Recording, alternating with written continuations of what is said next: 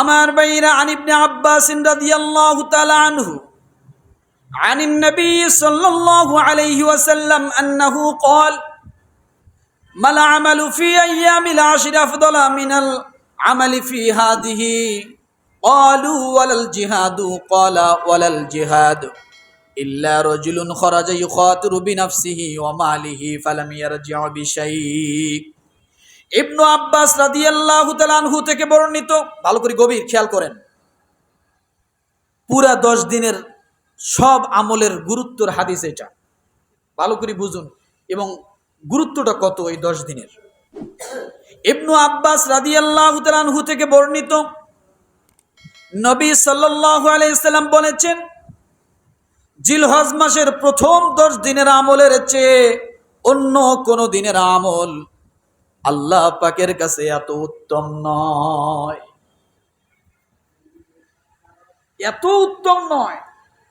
জিলহজ মাসের প্রথম 10 দিনের ঘুমাচ্ছেন মনে হয়, কথা বলেন না।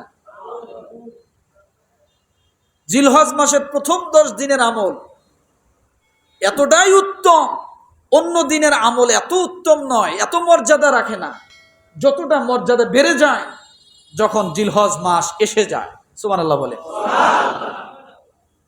সাহাবায়ে কেরাম জিজ্ঞাসা করলেন, ইয়া রাসূলুল্লাহ, এই 10 দিনের ভিতরে জিহাদও কি নয়? নবী সাল্লাল্লাহু আলাইহি সাল্লাম বলেন, জিহাদও নয়।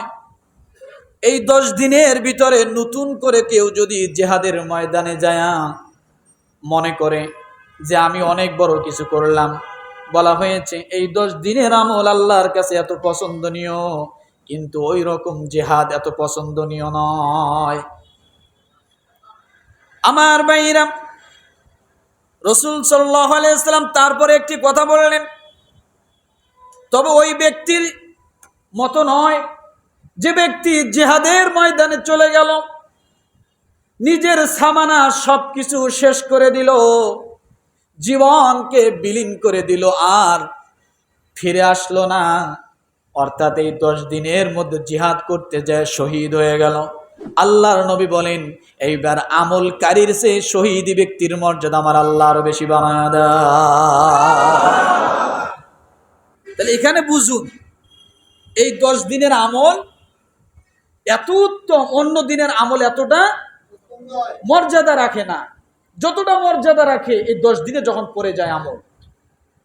সাহাবায়ে কেরাম প্রশ্ন করলেন, ইয়া রাসূলুল্লাহ, জিহাদও কি নয়? রাসূল প্রথম বললেন, না জিহাদও নয়।